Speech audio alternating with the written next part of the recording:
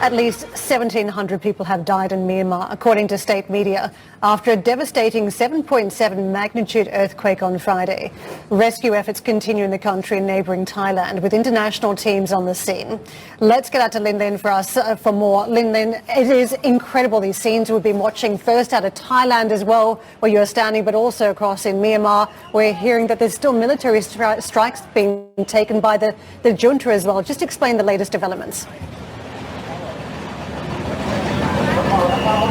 Indeed. I am in the capital, Bangkok, and certainly there's a lot of international media here, but the situation here is much more contained, comparatively speaking, to what we're seeing across the border in Myanmar. About 1,000 kilometres away is where the epicenter is, and the main city there, the second largest, Mandalay, has been hit really hard. We're talking about, the death toll sitting at around 1,700 at the moment, with thousands more unaccounted for. The US Geological Survey have estimated that in terms of the loss of life, we could be talking about 10,000 here, and also in terms of the economic loss here, that it could exceed the country's annual GDP, which according to 2023 figures sits at around $66 billion. Rights groups have described the situation there as a humanitarian crisis. They're calling for more medical supplies. Certainly there has been some international crews that have arrived from China, from Russia, from Malaysia and other countries as well. But what we're hearing undoubtedly is that it just simply is not enough.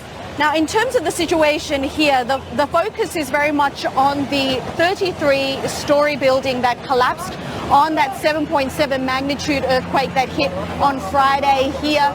And we're still waiting for news on the 76 people that are unaccounted for, believed to be in the rubble. We spoke to the governor of Bangkok earlier today. He says that the search process has been very slow because, simply speaking, it is just very dangerous dealing with and combing through the rubble at this stage. We're also, of course, monitoring the fallout in terms of the building standards, because there's a lot of questions being asked about how come this particular building, which was partially completed, but still you've got analysts saying, why did this building collapse whereas comparable buildings didn't?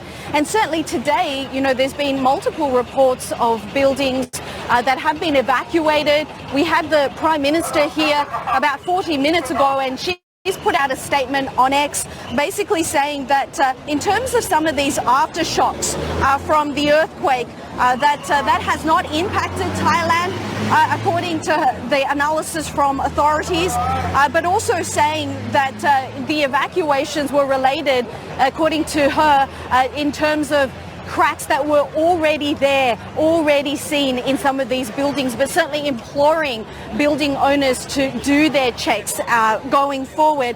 We also saw that the Thai markets reopened today. Of course, it was shut on Friday off the back of the earthquake, and more downside, keeping in mind that the Thai set is in bear market territory. And the building here is a joint venture between a Thai-Italian development company as well as a Chinese company, and that Thai-Italian development company today opening the session about 27% lower as well. And there are concerns certainly about what this means in terms of the building industry in Thailand, but perhaps even more so what this means for the tourism industry here, because it's such an important driver of growth, already hampered by concerns among Chinese tourists in terms of that security as well. Guys, thank you for the update.